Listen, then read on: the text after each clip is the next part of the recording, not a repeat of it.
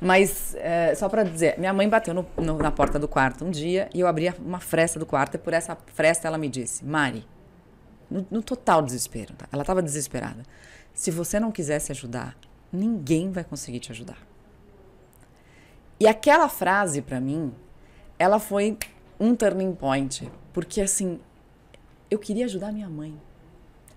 Porque, apesar de tudo, o amor que eu sentia por ela continuava vivo dentro de mim. E eu sentia o desespero na voz dela.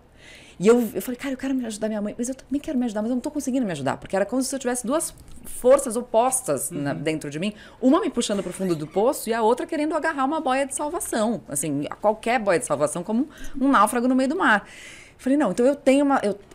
Fala mais dessa boia. Existia mesmo? Você tinha mesmo essa sensação de que eu estou mal e eu preciso de ajuda? Eu tinha, porque assim, eu falava assim, cadê a Mari que eu era? Ah, Você não sentia isso? uma saudade do neto que você era? Não? Não, nunca senti assim. Todas as Sério? minhas... foi sempre cada vez mais desolador. Cada vez mais era uma coisa assim, pô, já era ruim e agora tá pior.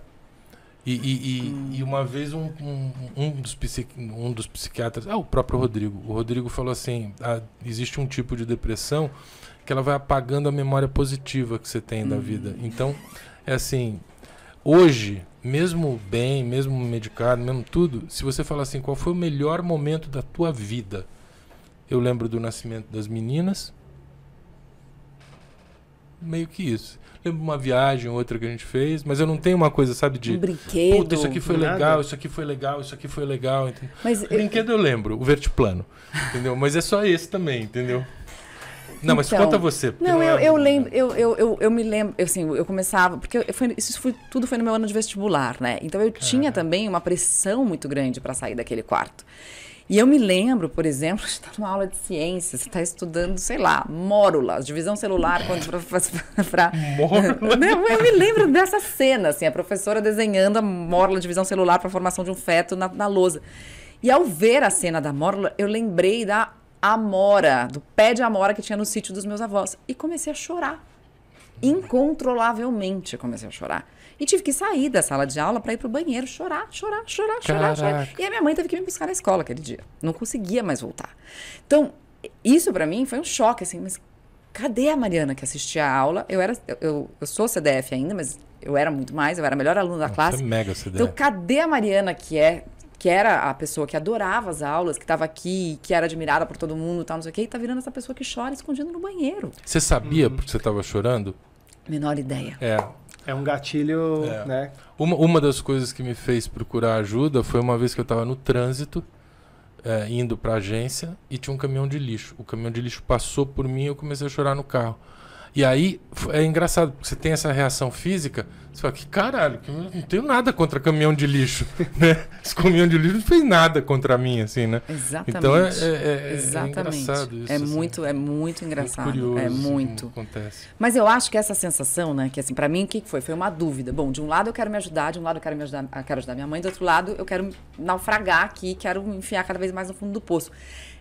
A dúvida me deu a esperança de que eu podia ser diferente. Porque se eu não sabia ali quem eu era, pra que lado eu ia, eu podia ir pra qualquer um. E aí eu topei no dia seguinte e falei, tá bom, mãe, me leva no psiquiatra. Quanto tempo durou você no quarto? 2 meses. 2 meses. E quanto tempo durou para você se reconhecer curada, assim? Mais 1 ano e meio. Mas aí você não se trancava mais no quarto? Não me trancava mais no quarto, mas eu me sentia completamente apática no começo com a medicação, porque a sensação que eu tinha com o remédio era de que, sim, se meu pai fosse atropelado ali do outro lado da rua, eu ia ficar aqui, assim. Com aquela cara de paisagem, como se nada tivesse acontecido. Porque o remédio também e no remédio eu acho que eu senti um pouco isso que você falou, Neto, de não lembrar quem eu era. Né? Tipo, você sabia que você estava apático, que você não estava reagindo, mas como que eu era mesmo? Mas você também tem esse espaço de recorte, assim, de lembranças? Que nem o Neto Não, nesse período, nesse período teve, um pouco, assim, de não lembrar nada dessa parte. Nesses 2 meses eu me lembro muito pouco. Eu acho que pra mim melhorou muito.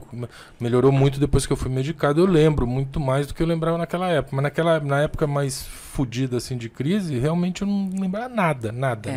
Tudo era ruim. Caramba, o nascimento das meninas. Puta merda, como é que eu vou conseguir manter essa vida, não sei o quê. Sabe, só vi o lado ruim da história. E você não acha... Porque você, pelo que a gente já conversou... O que você tá fazendo aí, sou eu? Mas assim, só... Você não acha que falar uma coisa que os psiquiatras vão odiar. Que ainda é tentativa e erro? A combinação de remédios? Totalmente, assim? Eu acho. Totalmente. Mas é porque tem organismo. Mas você acertou na primeira, né? Não, eu não acertei na primeira, Se o remédio for bom... Né? Quando você pensa assim... Quimioterapia para câncer. A gente sabe que funciona. Pode ser que teu corpo não é. Nossa, pode ser que não dê certo. Tem uma bifurcação gigante. Não. O que eu quero dizer, desculpa. O que eu quero dizer é o seguinte. Quimioterapia é um tratamento padrão de câncer. Tá. Né? Tem alguns casos que ela não vai adiantar e não tem uma alternativa.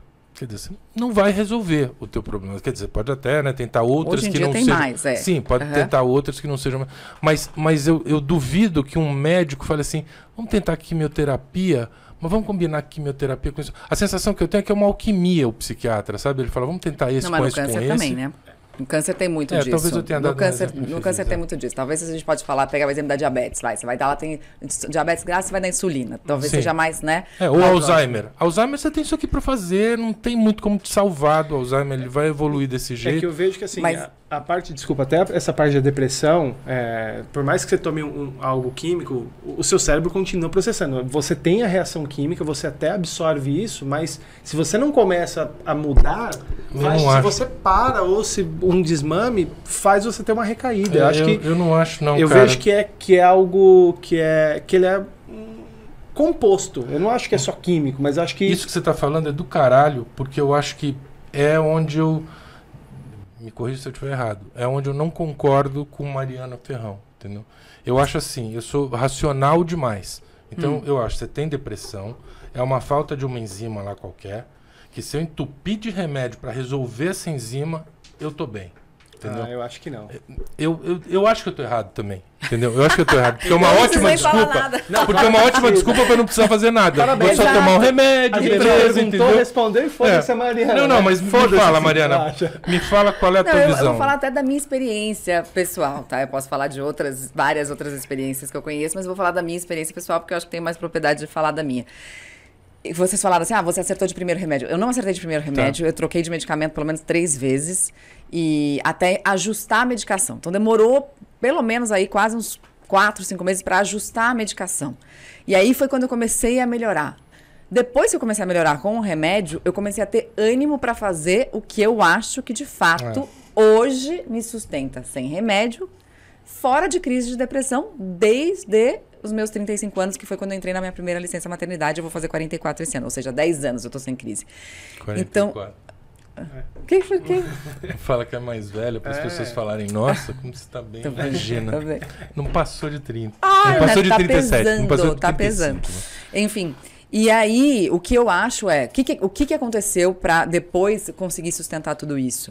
Ali, junto com o psiquiatra, eu comecei a fazer terapia. E a terapeuta, na época, me deu 3 dicas que foram absolutamente fundamentais. Alimentação, sono e atividade física.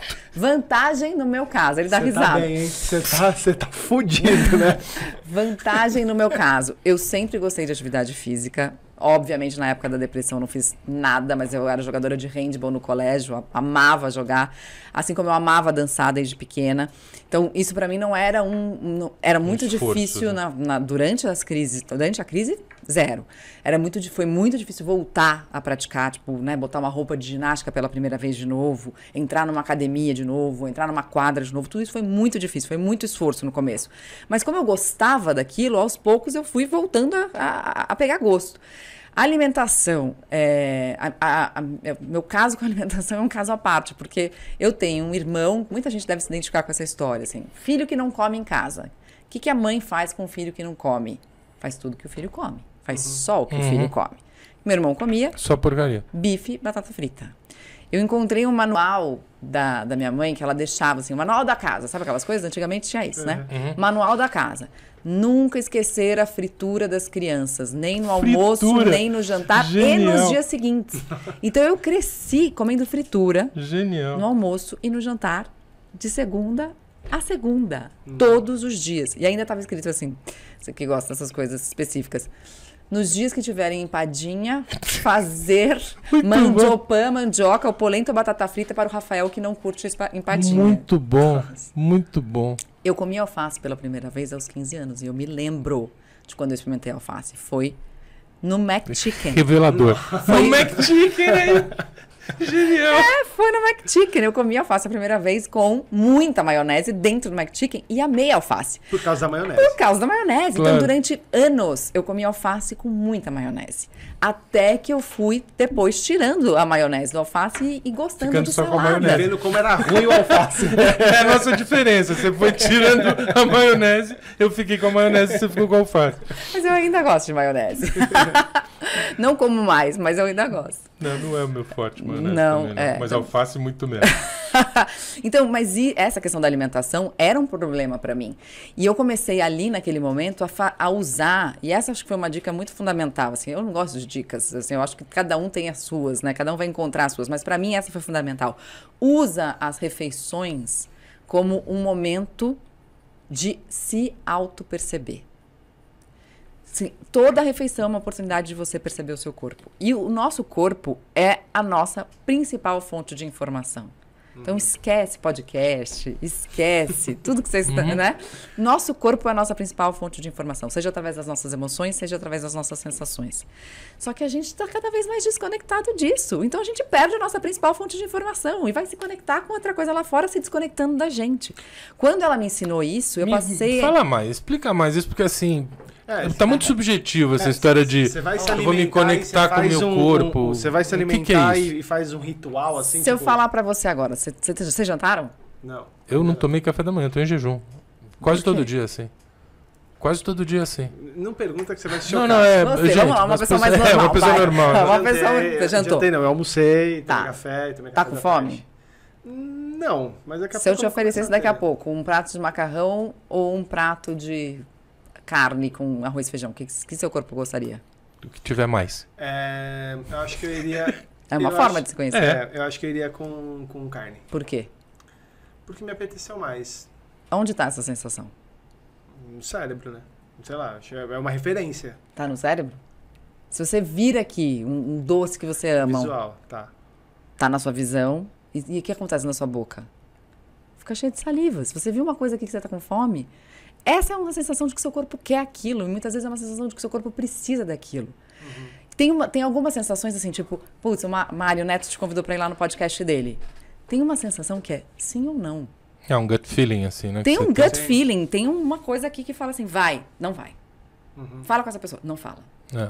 Essa voz existe dentro da Não, gente. eu demorei muito pra ouvir essa voz, assim. Eu sempre achei que era uma bobagem, até ler um livro que eu recomendo pra todo mundo, que chama Incógnito, que foi quando mudou a minha visão dessa história. Por quê? Porque ele explicou racionalmente de onde vem isso. Então me explica racionalmente, porque eu nunca precisei da explicação racional, Não, então eu tudo não bem. sei a explicação Muita gente racional. não... Mas eu trabalho desse jeito. Para mim é muito difícil acreditar numa coisa que é etérea, né? Que não é racional, assim, que não é, que é subjetiva demais. E o que ele explicou é o seguinte, que antigamente a gente achava que as decisões do cérebro aconteciam em alguns... Ele é neurocientista. Aconteciam em determinados lugares, né? Então, onde você faz conta, e cada vez mais a gente sabe que essa decisão é um leilão. Qualquer decisão que você tem, o cérebro faz um leilão. Então, pegando isso assim da Mari, né? Vou no podcast ou não? Então tem assim, por que sim, por que não, por que sim, por que não, só que é numa fração de segundos, né? E quem ganha esse leilão não tem a explicação racional. Você só ganhou o leilão. No teu cérebro, você só saiu o resultado do leilão. Esse é o gut feeling. Aí depois você começa. Bom, mas se eu for no Neto... Aí você começa com a decisão bem toda. na hora do meu jantar. Nossa, mas vai ter trânsito, não sei o quê. Aí é a decisão racional. Só que daí racional. Vocês, por exemplo, Você esquece o leilão. meu primeiro foi o sim. Aí eu, às vezes, posso contar uma história pra mim pra não vir. Sim. Mas eu me desconectei da primeira reação, que foi o sim. E isso acontece quando a gente vai comer alguma coisa. Tipo, vou tomar um porre hoje ou não? Sim ou não? Tem uma primeira resposta aí.